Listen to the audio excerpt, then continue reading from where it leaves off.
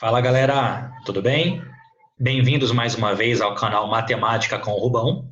Eu sou o professor Rubem Carneiro e na aula de hoje nós vamos falar um pouquinho sobre função identidade. Para entender o que é uma função identidade, a primeira coisa que eu acho interessante é nós percebermos que a palavra identidade é uma qualidade daquilo que é idêntico. Então, identidade, ela vai nos lembrar da palavra idêntico. Ou seja, aquilo que vai ser igual. Então, o que isso aqui tem a ver com a questão de funções? Função identidade nada mais é do que uma função que ela vai sair de um número e ela vai chegar nele mesmo. Mas como assim? Então, alguns exemplos antes de nós formalizarmos um pouquinho essa ideia de função identidade.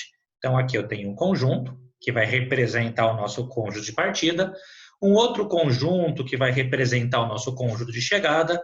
No conjunto de partida, nós vamos colocar alguns números, 1, 2, 3 e 4, por exemplo. No conjunto de chegada, nós vamos ter os mesmos elementos, 1, 2, 3 e 4. E essa função vai ser uma função identidade quando o número 1 tiver o próprio número 1 como imagem. O número 2 tiver o próprio número 2 como imagem. O número 3, o próprio número 3 como imagem. O número 4, o próprio número 4 como imagem, e assim por diante. Isso representando nesse diagrama de flechas com os dois conjuntos separados. Então, aqui é um conjunto A e aqui é o próprio, B não, né? É o próprio conjunto A. Tudo bem? Eu poderia fazer essa mesma coisa utilizando já um diagrama de Venn. Nesse diagrama de Venn, a diferença seria o quê? Então, aqui está o nosso diagrama, fazer um conjunto um pouquinho maior para ser fácil enxergar. Aqui eu tenho o número 1, o número 2, o número 3, o número 4. Então, esse aqui vai ser o nosso conjunto A. E aí, o número 1 do A está ligado nele mesmo. Eu faço essa voltinha aqui. O número 2 do A está ligado nele mesmo. O número 3 do A está ligado nele mesmo. O número 4 do A está ligado nele mesmo. E assim por diante. Reparem que esses dois diagramas que você está enxergando, tanto esse primeiro diagrama de Venn aqui, quanto esse segundo diagrama, eles representam a mesma função. A diferença é que, no primeiro caso, é um pouquinho mais fácil interpretá-lo por eu estar enxergando explicitamente quem é o conjunto de partida, quem é o domínio dessa minha função, e quem é o conjunto de chegada, quem é o contradomínio. No segundo exemplo que você conseguiu enxergar, nós temos o domínio e o contradomínio explícitos como o mesmo conjunto. Tudo bem? Então, escrevendo formalmente agora o que vem a ser uma função identidade, a função identidade ela vai ser uma função onde o domínio e o contradomínio representa o mesmo conjunto, um conjunto A, que vai ser um subconjunto dos reais, ou seja, o conjunto A ele pode ser formado por todos os números reais ou por parte desses números. E aí, essa função ela vai pegar um número qualquer, que eu vou representar aqui pela letra X, na nossa lei de associação, ou nossa sentença aberta, e ela vai ser igual exatamente a esse mesmo número. Lembrando que quando eu escrevo desse jeito aqui, o número que está dentro do parênteses representa da onde a minha função está saindo, o número que está depois do igual representa onde é que a minha função está chegando. Então, essa minha função f, ela vai ser chamada de função identidade, se ela vai sair do número x e vai chegar nele mesmo. Tudo bem? O próximo passo interessante nós conversarmos aqui é como é que fica o gráfico dessa função. Então, para a gente poder pensar no gráfico, vamos imaginar alguns valores específicos, assim como fizemos em aulas anteriores. Então, vamos lá. Então, escrevendo isso, a minha função vai ser a função identidade. Quando o domínio e o contradomínio forem o mesmo conjunto, e aí eu vou representar agora como conjuntos reais, para não ficar preocupado quem está dentro, quem está fora desse domínio, onde a função de x ele vai ser exatamente igual a x. E aí, desse modo, para nós pensarmos no gráfico, eu vou primeiro chutar, eu vou primeiro escolher aleatoriamente alguns valores para x. Então, vou pegar alguns valores fáceis. Então, primeiro valor, para x igual a 1.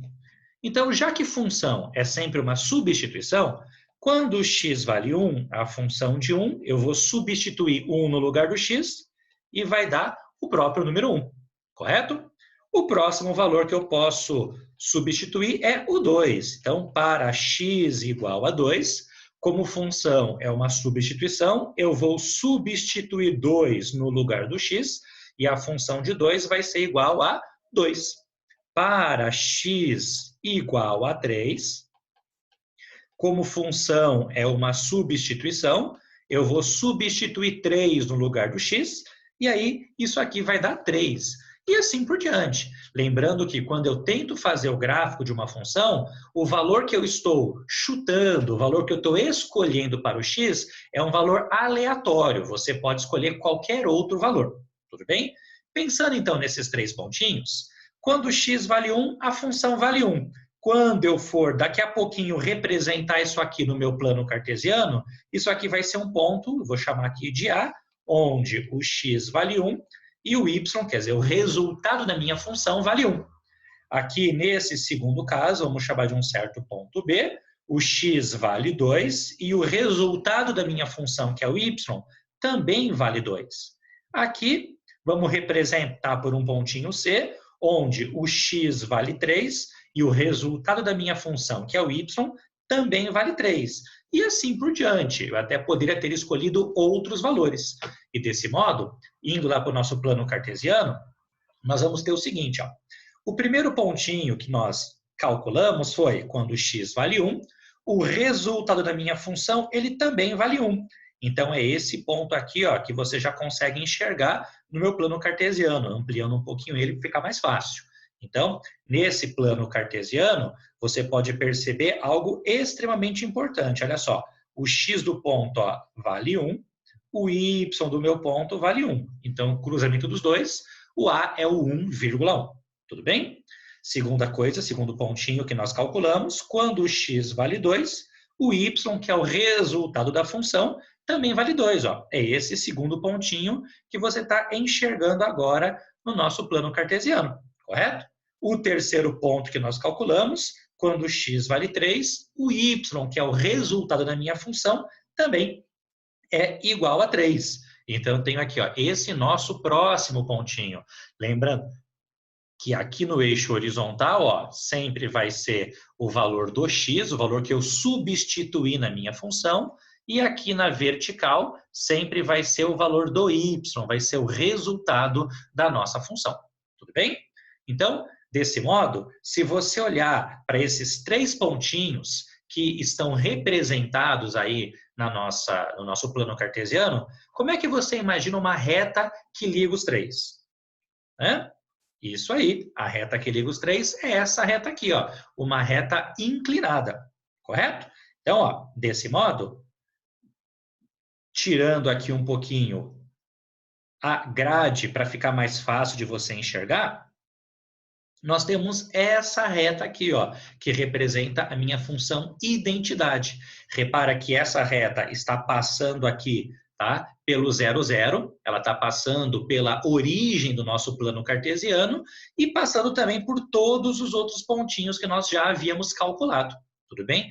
Uma curiosidade sobre essa reta, que nesse momento não vai fazer tanta diferença assim, mas mais para frente vai ser importante, é que essa reta, ela divide o ângulo do meu plano cartesiano ao meio. É uma reta bissetriz.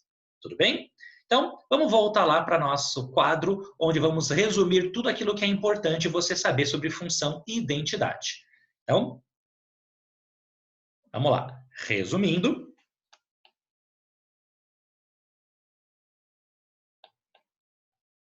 então, o que é uma função identidade? Então, função identidade, ela vai ser uma função que vai ter como domínio e contradomínio o mesmo conjunto, um conjunto A, que vai ser um subconjunto dos reais, de forma que essa função é definida como f de x igual a x. Ela vai sair de um número e vai chegar nele mesmo. Além disso, é importante nós notarmos que quando nós fazermos essa função aqui no plano cartesiano, o gráfico dessa função sempre vai ser uma linha inclinada que vai dividir o ângulo do meu plano cartesiano ao meio. Como nós sabemos que o eixo x e o eixo y, eles formam 90 graus, ele vai dividir ao meio, esse ângulo aqui vai ser um ângulo de 45 graus.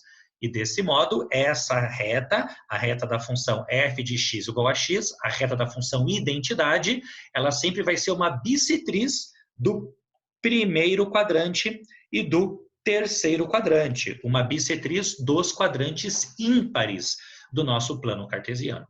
Tudo bem? Espero que tenha ficado claro a todos vocês isso. Um abraço a todos e até a nossa próxima aula.